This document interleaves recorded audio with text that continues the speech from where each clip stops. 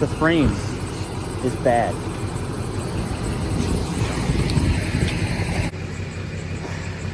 Tough decision, my friend. The shake hand looks like that handshake right there was he's not doing it. What is up, guys? I hope everyone's having a great day. So today Dakota found another truck. It's a few hours from our location. We're gonna go ahead and head up there. The truck that we're looking at actually just arrived here to Michigan from California, if I'm not mistaken. So I thought this would be a perfect opportunity for you guys to see what I look for when buying a used Duramax. I hope you guys find this video helpful. I hope Dakota buys this truck because we have been searching the globe for a rust-free, clean Duramax at a decent price. Without further ado, let's go ahead and get right into the video. Stay tuned. We're here. Oh, you spotted already? I think so. All right, we'll check it out. It's gonna be this one right here, guys. Let's do it up. It is very clean, I must say. There's almost scratch there, and I want to close the other way down. So you look under the locker.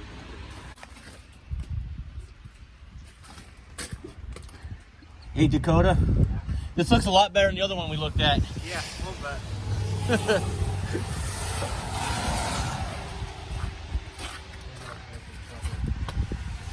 So guys, what you're seeing is a little surface rust, but that's not that big of a deal. The other one was really bad. So this one right here came from California.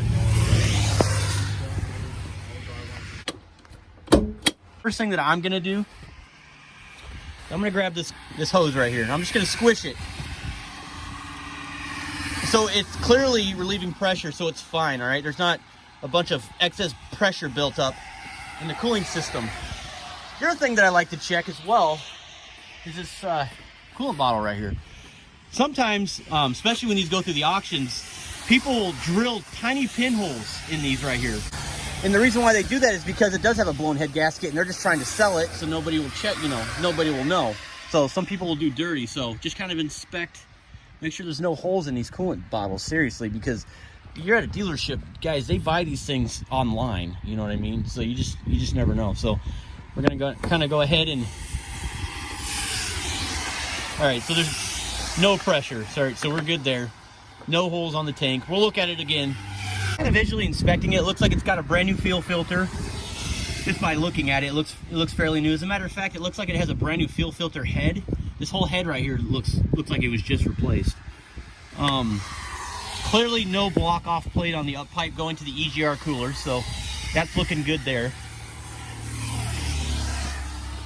Before I check for blow by, before it's running, I do want to just look underneath the oil cap, you know, just make sure there's no chocolate milk, I like to say, underneath there, which it all looks good.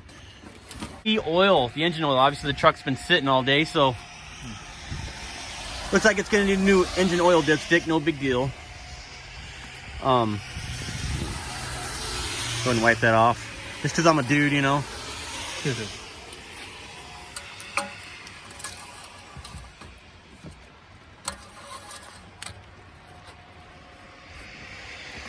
Full. It's full. Gonna need a change. Though. Yeah, it does. Yeah, diesel oil. I mean, even after you get it changed, it's gonna look nasty and black anyways, especially with the EGR already still on there. However, what we're looking for is a milky substance in the oil. You know, it's kind of like I mean, it could indicate that, you know, coolant could have mixed in with the fuel or the coolant.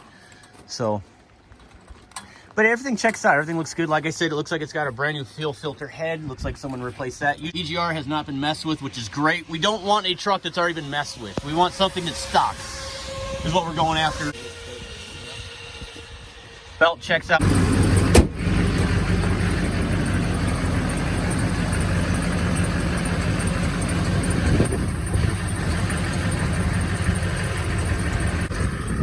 So upon first startup, it sounds really good. Well, he said Nevada? Yeah, he bought it in Las Vegas, so. Rust-free. Did they drive it over here? I don't know, he didn't say. It's probably, you probably had it shipped. Oh man, you got the 4-inch MBRP exhaust. Listen to that, baby. Sounds really good, looks really clean so far. Again, we're gonna let it warm up. I'm gonna get underneath there, and freaking sucks, it's all wet on the ground. I wonder if we can pull it in there. Got the tinted windows already, so you don't have to mess with that. Well, I'm messing with Tailgate looks great. Did you already check all the door trims? Oh, look at that, man. That's coming off. Balling out of control, son. Woo. Look at these door jambs. Unbelievable. You guys just don't find this stuff, man. Seriously. Look at that. Much better. Look, it even has the frame stickers from when they assembled it at the plant. Unbelievable. Nice leather seats. Doesn't seem like a whole lot of rips and tears. The carpet looks nice and clean. What else is going on around here? Little odds and ends stuff. Little no biggies. Did you find anything yet? Just some small, you know, just a couple paint issues, but nothing. No rust. That was the main thing. I can fix paint stuff. That's not a problem. Yeah, but no rust. Rust was my biggest thing. Right. Then of course you got the Flint, Michigan tag, which is pretty cool. And this is a 06. And the way you guys can tell is right there. Okay, so we're gonna check to see if this is an LBZ. It's an 06, so I mean it Could be an LOI. could be an older version or a newer version LOI. But easiest way to tell is a D. The 8th digit will be a D, and that'll be an LBZ. So we're gonna check that out. There's a D right there. Yep, it's an LBZ. So it's an LBZ. The reason why it'd be a deal breaker is because we're looking for an LBZ, not an LOI. If it was an LOI, then it's a 50 horsepower difference. Yeah. Well, although those LOI 06s are actually pretty cool and sought after as well. But we are looking specifically for an LBZ. This is a genuine LBZ. Yeah, the title though, it says 07. Yeah, but 07, 06, as long as it's an LBZ, I don't care. Right. But it's an older 06, so that's probably why they did 07 Okay, title. on it. let's not do this. That door may have been replaced over the years. True. So let's look at the cab. Yep, here's the D right there. We're good. It's an LBZ. You're good. Little squeal noises, but it is raining. Let's check for blow by.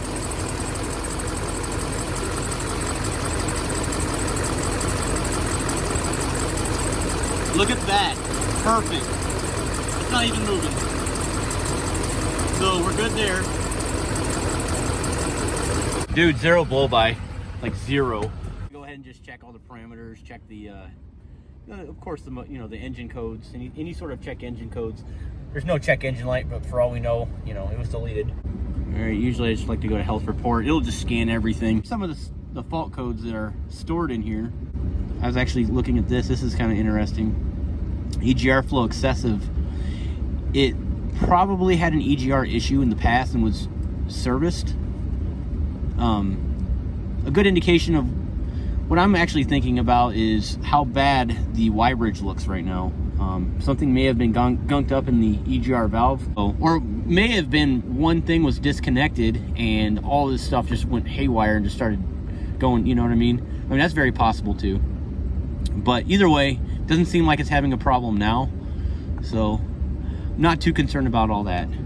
Now, what I am concerned about sometimes is if I get a TCM code, anything transmission related. That's when I start really digging further deep into stuff like that. What I'm doing is I'm selecting every single cylinder here. These wouldn't be a bad option to buy if you guys are looking into buying a diesel, or a Duramax in particular, is injector balance rate, especially anything common rail. So here we go. That plus desired. So I'm selecting these because I want to monitor these right here. I want to see where they're at. I also want to see what the desired fuel rail pressure is. I don't want to get, there's a lot of things that I can click to see, but right now there's just a few things that I want to check off the bat. These would be like my first go-tos, just to keep it simple for everybody. So what we're looking for is injector balance rates. Essentially everything should be ideal at a 0 value, okay, at a 0. So if you are anything within the 0 to +4 to -4, anything outside of that spectrum, that means the injectors may need to be replaced or need some attention, is what I'm getting at. First off, what I see is cylinder 1, 2, 3, and 4. Look at that, guys. Dream injector balance rates. All monitoring zeros. That's amazing. Okay, so that's what you're looking for. Unbelievable. Zeros. I don't even see this. This is great. So this is -0, that's 0. It doesn't really matter. It's giving it plus or minus what it needs per cylinder on each injector to fire it to where, you know, it needs to be. That's what's going on. I think we might buy it. We'll see though. Stay tuned. Yeah. You're gonna start a channel one day, I'm telling you, man. It's stupid. Little piddly stuff that really does not matter. What we're looking for is drivability. We're looking for, you know, the motor, the way it sounds. All the little piddly stuff like it's missing a piece of the trim in the door, you know, the headliner needs some attention, you know, stuff like that. That's not a big deal. We just want to make sure that we're getting our biggest bang for our buck. Dually right there. Look at that Cummins. Focus. Oh man, dude, skip the nonsense, man. All right, that's what we're gonna get buy. the dump truck. Let's go. Back it up. Put a bow on it. We're gonna take it on a test drive, and then once we're done with the test drive, I'm gonna check the injector bounce rates one more time, just to, you know, make sure everything's kosher, and then we'll leave the electric car. Talk to it on a cell phone. Yeah, I can. I can move it too. You guys want to see me move it? Yes, I do. Go into summon mode. All right, so now when I push forward, it's gonna move forward. All right, push forward. See, it's blinking, lights are on, and it's moving. Oh my It's goodness. moving. Your car's moving, dude. And I stopped. It's moving without you driving it, but you're driving it with your cell On phone. my phone. So now if I do the come to me part, it'll actually drive over here. But I'm not gonna do that right now. That'll be for a later video. Well, what I'm going to do right now, we're going to take it on a test drive. One thing that I did in the dealership, when I worked at the GM dealership, when used cars came in, all the inspection form and what to look for, but also another good rule of thumb when you're looking for a vehicle is basically sit in the driver's seat and anything that you can touch, guys. I'm talking, you know, make sure that all the controls work, make sure that the, well, that doesn't work. The tow mirror, this is electric doors. This is an LT3, but looks like that works. It's probably just the mirror. It could be the mirror, yeah. Could be the switch. They'll get new mirrors anyways. Yeah, Boost Auto Parts probably. You know, just make sure everything works. You know, okay, that works, that works. I don't want to get too crazy with the buttons. We already checked all this stuff off camera. Grab the seat belts, make sure the seat belts are all intact. You know, everything, man. Touch it, make sure it opens. Mess with the radio, turn the radio on. Check the vents, turn all that stuff on. Of course, you want to engage the four-wheel drive. Make sure that sometimes you can hear it. Also, what you want to do if you're looking at a truck like this, put it in neutral and then push the 4 low. You felt the kicking? Okay, I got the heater on, so it's kind of hard to tell. And then while it's in neutral, go ahead and push it back there. There it is right there, it kicked in. Put it in park and then go back to 2. We'll go ahead and on the test drive, we'll do some turns left and right, see if we feel our binding a little bit, just to make sure that 4-wheel drive is engaging. That's a huge selling point. I would probably have to deduct some money off of this truck when buying it if the 4-wheel drive was not actuating. So we're on the test drive right now, and what I'm doing, we've been driving around for about 5 minutes now, and so far so good, okay? One thing I do want to point out though, actually we're coming up to the gas station, which is good, so we can get under there. We're gonna get underneath the truck, you know, and look at it too. But one thing I want to point during the test drive, get on it a little bit, okay? Don't go all ham with it, but get on it, because what you're listening for, especially with 04.5 to 2010, especially, is boost leaks. Definitely something you want to look for, guys. The reason why I say boost leaks is because from 04 to 2010, the LOYs, the LBZs, as well as the LMMs, YBridge, which is actually in the valley, right in front of the turbo guys, right there. The YBridge is a 2-part system, okay? So it's held, the up inlet's connected to that YBridge. There's 2 O-rings. Those O-rings can possibly blow and then cause a boost leak. You see where I'm getting at? So it's important that you guys get on it and listen for hissy noises coming from underneath. That's the best way to explain it. That's what you're listening for. It could be a lot of things, but just, you know, turn the radio off and listen. Listen to that motor when you're driving. And so far, she sounds beautiful. So I'm not sure if the audio is picking that up, but you're hearing a metallic clicking noise, a little tick, tick, tick, tick, tick, tick, tick. Very common, guys. Don't be alarmed if you guys hear that. It's a very common noise. It's a little ticky noise. There was actually a service bulletin a few years back that talked about that right there. Customers would bring their truck in and complain about that ticking noise. But it's very faint and it's nothing to worry about. Kind of looking at the leaf springs. Everything looks pretty good, intact and in order. Kind of hard to tell with the rotors. If you're driving this thing, don't put your fingers in there, but not too sure the brake pads. It'd be kind of hard to really detect that because it's hard to see really. That's something else you guys are going to want to look at is the brake pads, the depth between there to there. The rule of thumb on this one, guys, is 3 millimeter. 3 millimeter or more is okay. So you want to be at least the 5 or 7 mark for it to be good. So we're going to go ahead and 4-wheel drive boost launch this bad boy. I'm just playing. All right, I got it in 4-wheel drive. Turning. You can really feel it binding. Yeah, you can even hear it. Like hard. Yeah, it should be. Yep, so 4-wheel drive works. So I'll go ahead and put that back in 2. And then, as a matter of fact, I'm gonna go ahead and put it back in 4-wheel drive, and I'm gonna go ahead and give her the berries a little bit.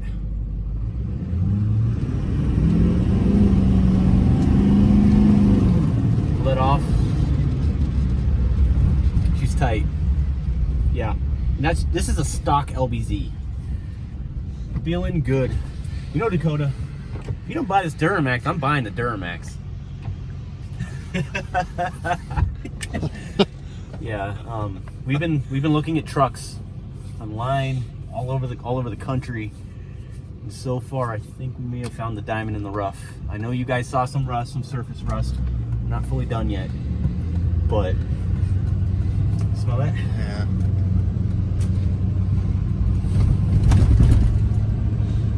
Oh well. That's oil. Oh crap. Yeah, when I got on it like that, I don't know, man. I'm not gonna. Yeah. We gotta look at the exhaust when we rev it up. Let's do a mirror shot when I get out.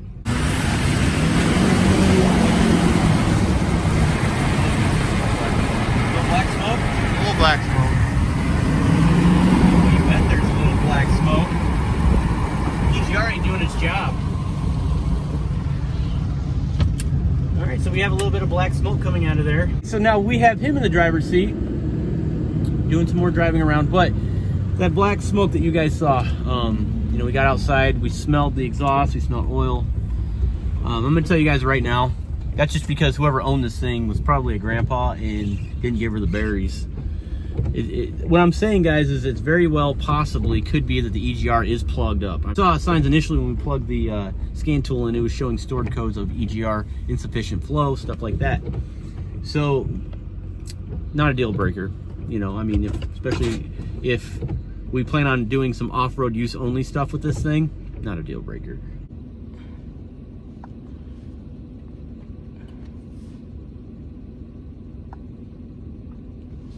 As you guys can see, we're driving around. Values have changed just a little bit, but nothing to be too concerned about. Again, guys, we're looking for -4 or +4. Anything outside of that spectrum is obviously needs attention or just isn't good. You know, it may need new injectors, but in our case, we are golden, man. We are good.